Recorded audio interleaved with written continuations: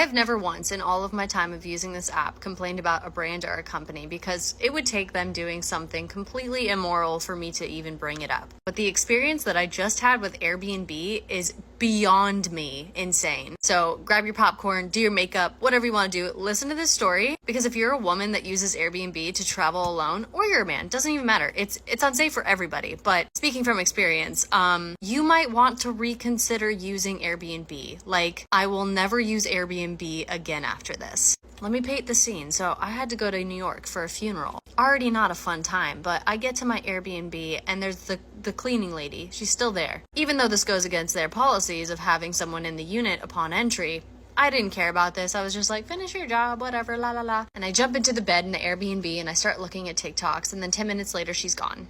10 minutes pass and I hear the rustling of a doorknob. I hear someone trying to get into a unit. Mind you, this is a big house and it's a duplex, so there are a few units in this place. I don't even know how many, so I just immediately assumed that someone was trying to get into one of the other units based on how old the house was and how hollow it was. I just didn't think anything of it. And then I hear beep beep beep beep beep, and I'm like, that sounds a lot like someone typing in a code to unlock a door. So I go out into the hallway of the Airbnb, and what do I find? It is a 6'5" beefy dude. Scary looking, okay? Any man would be scary looking in this situation, but he was like all on his own scary looking. So I'm trying not to freak out, but I'm like, hey, what's up? What are you doing here? And he says, I'm looking for my ID. And I'm like, okay, well, I'm not the host. I think you should call the host about this. You have to leave. And I'm still being nice, but he's now in the apartment with the door shut behind him, not leaving. And he's telling me, well, can you just go look? Can you just go look for my ID?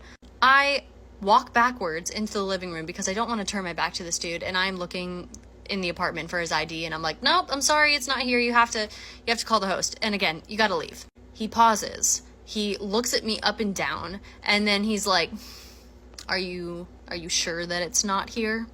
Now, I don't know what the fuck you're trying to get at, dude, but like, you need to leave. I was like, at that point I was freaking out, and I was basically just like backing him into the door and opening it up on my own to get him out. And by the grace of God, after 10 minutes of telling this man, this stranger, to leave the Airbnb, he finally leaves. I immediately call the host. She is not only unapologetic, but she then tells me that, oh, she doesn't change the code to the back door because there's a chain lock.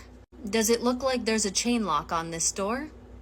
I don't know, I could only tell because there was a stranger in my fucking Airbnb. So basically what she was saying, what she was admitting, was that anybody that has ever stayed at this Airbnb has had access to this Airbnb at any time on any given day. So I immediately leave. I already feel unsafe. I'm like, this is 10 minutes into being here. Like, I have no idea what could happen at night. I'm freaking out. It's not a nice part of upstate New York that I'm staying in. So I leave and I immediately contact Airbnb support. Why they call it support, I have no clue at all. If their job is to make you frustrated, gaslight you, and make you exhausted, and to the point where like you just completely give up on getting a refund or getting a hotel, they're really, really, really good at that. And I guess they're really good at that even in scenarios where they have violations of their own policies that go against your rights for having safety and privacy in an Airbnb. So 6 hours later, after arguing with Airbnb support, they finally agree to put me up in a hotel. It's now 9 o'clock at night, mind you. It is 20 degrees in upstate New York, and I just consider myself very blessed that I had family that could pick me up and take me to their place while I waited to get a hotel. So at 9, they approve me to get a hotel, and then they tell me that they're not giving me a refund for the 20 minutes that I spent in this Airbnb.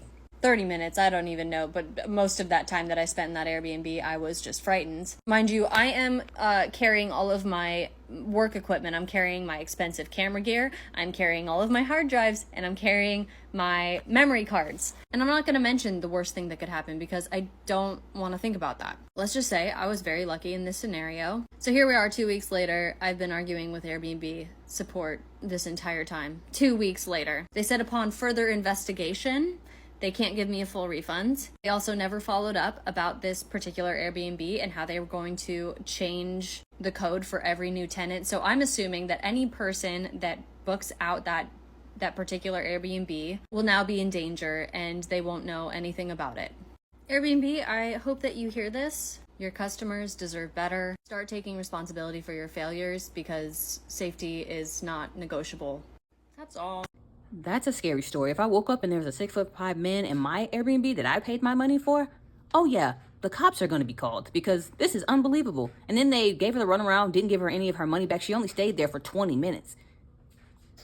It seems like a Ponzi scheme or some kind of scam because you don't know what could have happened. Women in this day and age, 2024, you know what could have happened. Thank God it didn't happen. Somebody was on her side. What do you think about Airbnbs? Put in the comments below.